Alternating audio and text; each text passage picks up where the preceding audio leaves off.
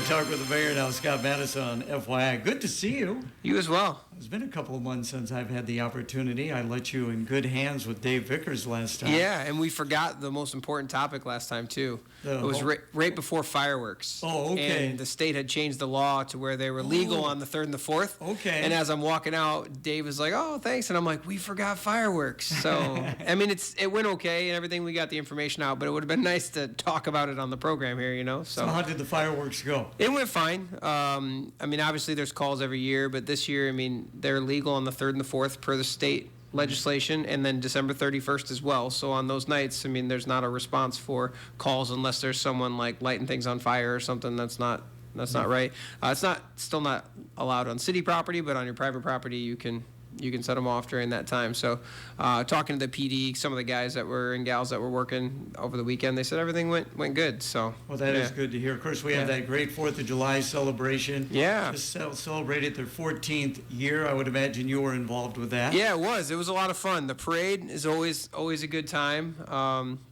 So it's hot going through there, but it was good. And then a ton of people down there for Down 24. I was in the dunk tank for about an hour, and we talked a little smack, and some kids dunked me and some adults dunked me, but that's good. And had a lot of fun. And Austin Pruitt, the Comanche mayor, was right after me, so I think he did well too. I walked over and talked to a lot of parents I knew that were watching their kids play the wiffle ball tournament, and they thought that was a blast over there. They had their tents up, and it was like, they were at, like just whatever tournament, and they were there, and it was good, so it was fun. It was I would think the wiffle ball tournament, I've never seen a wiffle ball tournament. I've played a lot of wiffle ball when I was a kid, of course. It's got to be fun. Do they get the ball to move? I mean, is it a solid ball, or do they have like the holes in it so you can make it curve? I didn't get close enough, but I think it was curving pretty good when I was watching. I don't know if it had holes in it or not, but it was pretty intense. I mean, the kids were playing hard, which was pretty fun, and it was like right behind the outfield where, all the parents with their tents and, hanging out and having a good time. And I didn't stay long enough for the wrestling because we had another family function, but that's always interesting too. So the wiffle ball, is it like 5-on-5? I can't imagine they've got 9 players out there. No. It was something similar to the 5-on-5. Okay. There wasn't 9 kids on each team. No, but. Yeah, it looked like a good time, and there was the grass volleyball was going on over there. It looked pretty competitive as well. So it was a good all around day, and I know they were there for a long time. The volunteers that put that thing on, they do a wonderful job, and it doesn't matter if you've done it for 1 year or 14 years. It's stressful and it's difficult and it's hard, and we really should be thanking them and appreciative for their time that they put into building that day. Last week, we had Dave Vickers in. We talked a little bit about the Home Rule Charter. Do you have any role in that at all, Scott? I've kind of worked as like a liaison a little bit. I've actually not been in person to the last 3 meetings because it's conflicted with some other meetings that I already have for the city. But I've been a liaison a little bit, working with the committee. I've answered some questions when they had them about my job specifically, obviously. But for the most part, I've kind of stayed out of it. If people ask me questions, I'll answer them and give my opinion, but I haven't really given like a public opinion yet. I really want to see what the committee comes up with. I think that's why we have them. I'll have time to give my input at the end when they're coming up with their thing, and I can comment on what their thoughts were and what my thoughts are, because it's going to come to the city council before it goes to a vote to the citizens. So I think there'll be some time where we'll kind of work together, so to speak, that committee and the council and myself, and it'll be at a council meeting, I'm sure, when we'll have that discussion. So right now I haven't been too involved, but I'm watching everything. I'm keeping an eye on it so that I'm kind of informed on what their discussion was before they get to their final recommendation. Pretty good list of people that are on that committee as well. Yeah, so my advisory appointments committee, we interviewed 22 22, we had 26 or 29 applicants. We interviewed, I think, 22 people. We chose 9 people with 2 alternates, and all 11 are there. That there's 9 voting members, so to speak, on that committee, and we have a good range of folks on there. I thought that the committee did a really, really nice job of interviewing and then kind of choosing a committee that had that diverse background that's going to help us determine if we need to change anything. And maybe the recommendation at the end is nothing, right? Which is perfectly fine. But this is supposed to be done every 10 years. It's never been done, and the charter went into effect in '87. So it's probably a good idea that we change or adjust if needed, and if we're doing great, then we stay. One final point on that. I know one of the aspects of possible change is the number of council members and making it, instead of wards, all at large. Yeah. So they've had that discussion. I think one of the good rationale on the council side of it was we had 7 council members back when our population was 35 to 38,000, which is roughly 5,000 per council member. We're now at 25,000. So, if you have 5 council members, that ratio remains the same. Whether that logic you think is good or not, we want to hear that feedback, especially from the citizens. If you think that we need to keep 7 council members, then we need to hear that, right? But right now they've kind of determined, there's other places that are similar in our size, like Burlington and a couple other that have 5, and that's how they do it. The ward conversation is an interesting one because I see the arguments on both sides to keep the wards and to maybe not have the wards, right? So I think that, again, would need to go to the citizens for a vote, obviously. So we need to hear some feedback on that as well. I guess I was in favor of the no wards. And then as the discussion happened, I kind of backtracked a little bit, and I've kind of thought about it, and it's like, well, maybe we should. And then it would come down to, if you do go to 5, do you have 4 wards? Do you have 3? How do you do that, right? Because you could go 4 wards, 1 at large with 5. You could stay where we're at. So there's a lot of things to discuss. They have a year to do it, so they got to be done by March of next year. Right. I would expect that the 2 meetings a month right now are sufficient, but as we get later in the year, you may see more frequent meetings depending on where they're at. You're right about that ward aspect of it. I mean, and then you have to break down, if you decide to go with wards, how do you break down the map? It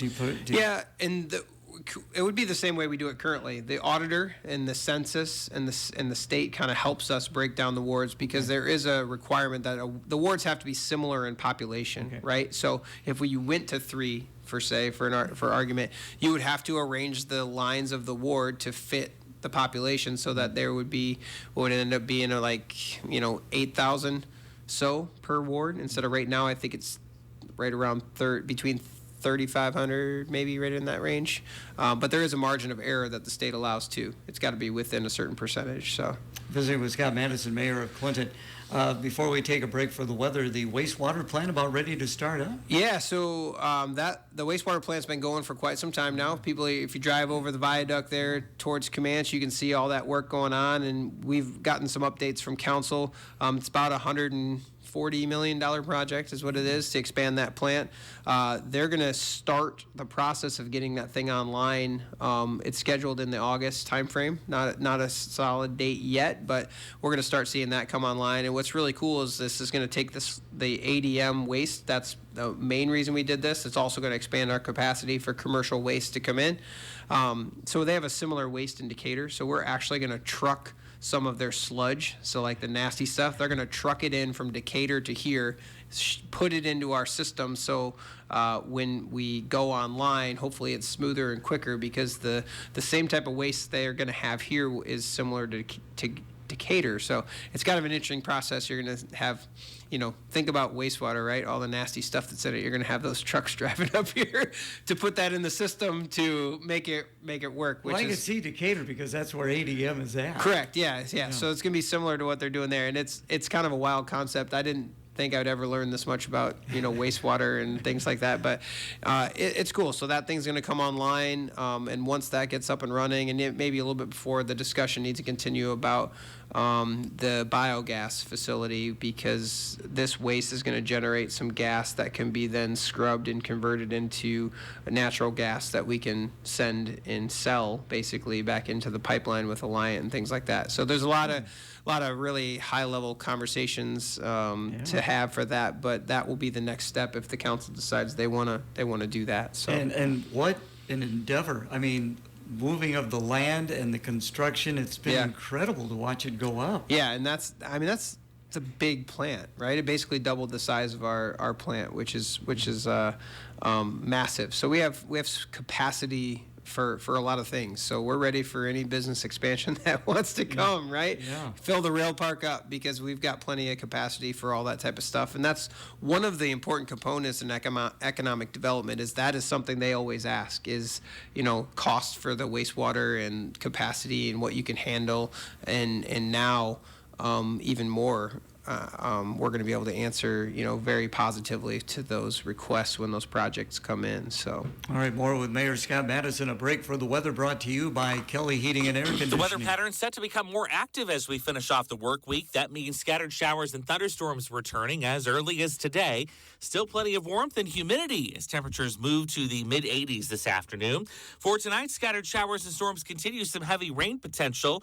Overnight lows in the upper 60s. With your Storm Track 8 weather impact forecast, I'm meteorologist Andrew Stutzky. Partly cloudy, southeast winds, 72 degrees. Our update brought to you by Kelly Heating and Air Conditioning. Why do customers trust Kelly? Kelly Heating and Air Conditioning goes above and beyond with a maintenance service agreement. For one low annual cost, you can save 5% on repairs, have priority scheduling, and no overtime fees. Plus, it helps avoid costly future repairs. And if you need a new Bryant whole home comfort system, Kelly Heating and Air Conditioning has many different financing options to get you up and running, whatever it takes. Kelly Heating and Air Conditioning in Clinton, your Bryant factory authorized dealer. Continuing the program now with Scott Maddasion. We were talking about the wastewater and how that has really gone up. Another thing that's really going up is out there on Highway 30, Atlas. Yeah, they're plugging right along. I mean, it's cool to see that transforming, right? Because for so many years it was just a cornfield and bean field for us, right? I don't know their timeline as far as when they're going to get officially started now. I don't know if that's shifted from the beginning, but I do know that this should be the only year that they should have most of the outside stuff done this year, right? And then as we get into winter, when you can't necessarily work outside a whole lot, they'll be doing the inside stuff. That was the plan back when we kind of got the thing started. So we're really excited to have them, and they have the old chamber building downtown is where their local headquarters is right now, right? Yeah. So kind of neat to have them in the community, and really excited to see that plant be finished. Welcome all those folks here, the jobs and everything, but there's going to be a lot of semi-traffic coming from that plant. So interested to see what type of other opportunities may come because of that, right? Maybe there's a byproduct of their process that brings a facility, or maybe it's a new truck stop or something that would attract that type of thing. I mean, nothing's in the works right now, but it'd be interesting to see, because obviously when big projects like that happen, things follow, and hopefully with that new road in there, the South 36 that goes right into their plan, it's going to be a good way to expand the rest of the land out there. So. Yeah, no doubt. How often do you get and talk to the people from Atlas? Much at all, or? Matt, the city administrator, is the direct contact with them. Also, they bought the land from Andy in Grow Clinton, right? So they talk to them a lot. So those are more the direct contacts with them. But I do get to talk to them from time to time. Adam Simpson is one of their representatives from corporate. When he's in town, they usually kind of reach out to me, and I try to meet with them. But it's been some time since I've got to talk to them directly. Okay. Trail, what's that all about? Yeah, this will affect you guys here. The trail on 13th here was supposed to go this year, but it's probably not going to be till next spring. The easement procurement process has been much slower. There's a lot of properties along there, and there'll be some grading and some parts of on people's property where we need to work. So that easement process is a slow process, similar to, if you watch the last couple council meetings, manufacturing and Bluff.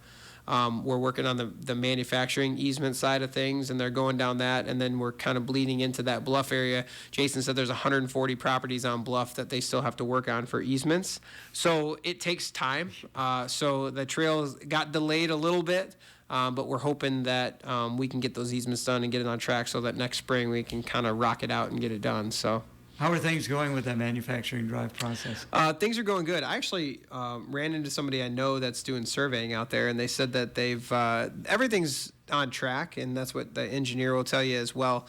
They've had to dig a little deeper because that the ground there to get a good sub base for there. So they've had to go down a little deeper than needed. There's been a few change orders on there for that kind of type of stuff. But I think ultimately getting things staged, they're doing pretty good. But from what Jason told me, they're a little bit behind as far as getting concrete poured and things like that. But you wouldn't think that weather has been much of a factor, but it has been for that, because the little bit of rain that we've had has kind of dropped and sopped the area, so they can't work until it dries out. And even in early June and things like that, middle of June, they had some of those issues. So normal construction issues working through, but we're not like severely behind or anything like that. We should probably right on target, and hopefully they get some good weather over the next few months and they can just plug along and get going.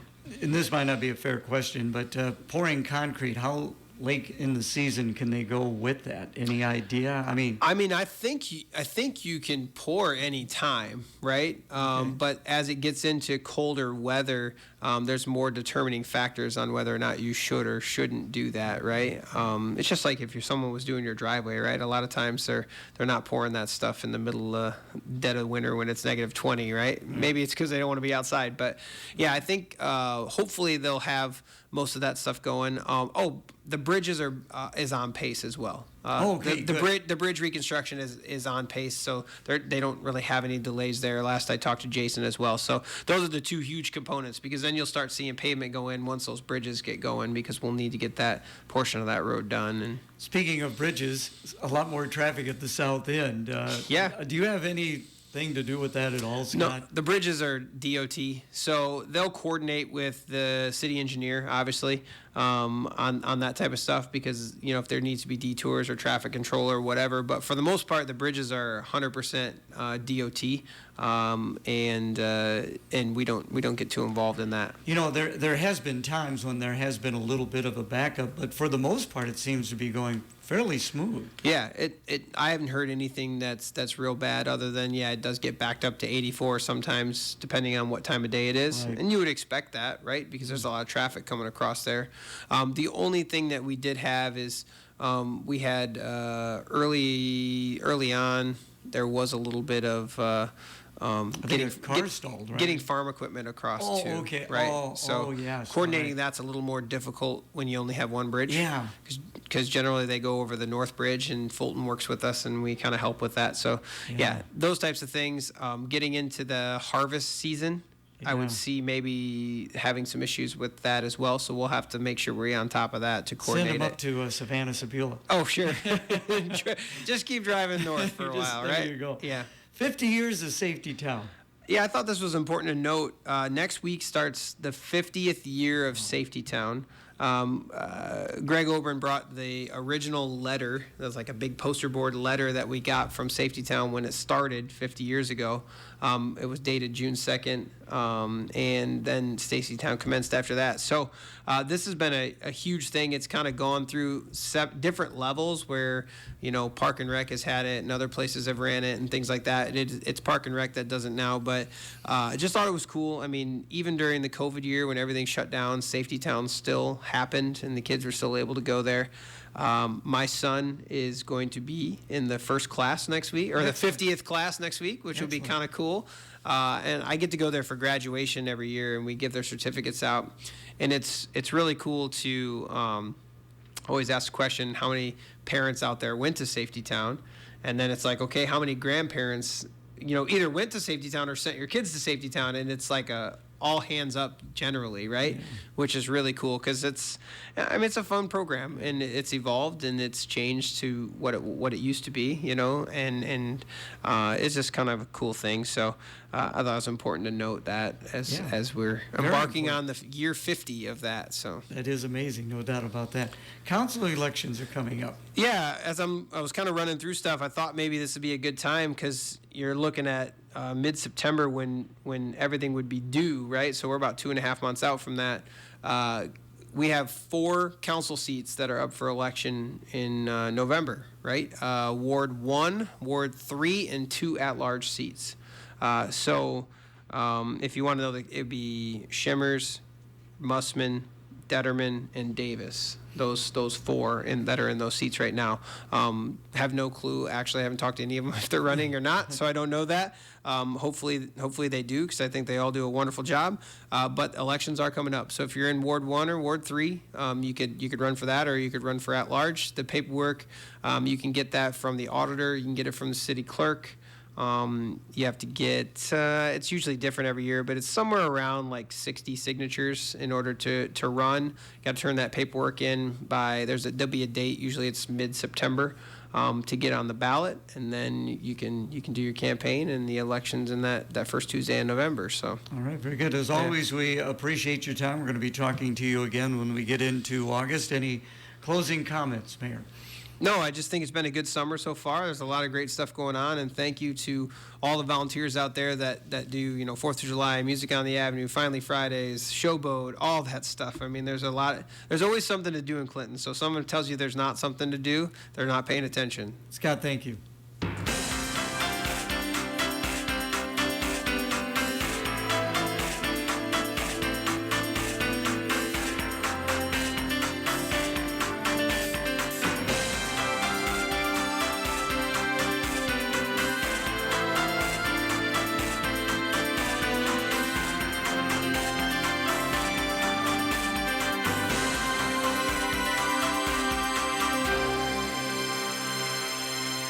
This is the Dan Patrick Show.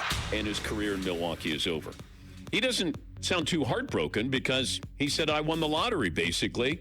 I'm going to get paid $100 million. I'm going to get $2 million a month to not do anything. And then I can sign anywhere I want. Now, granted, I think he's 36. Coming off the Achilles, he'll be 36 by the time he comes back to the NBA. And he's going to be able to pick wherever he wants to go. Now, granted, he's not the guy who's going to get you 28 a game anymore. But he can still give you that 20 a game, spot-up shooter. Certainly can go on a run. But I think that he did well by the Milwaukee Bucks. The Bucks paying $100 million for him to go away.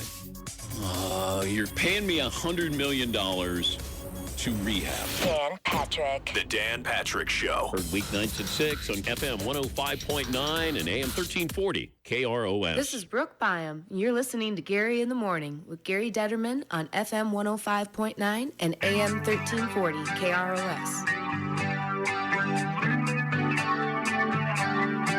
I see you call.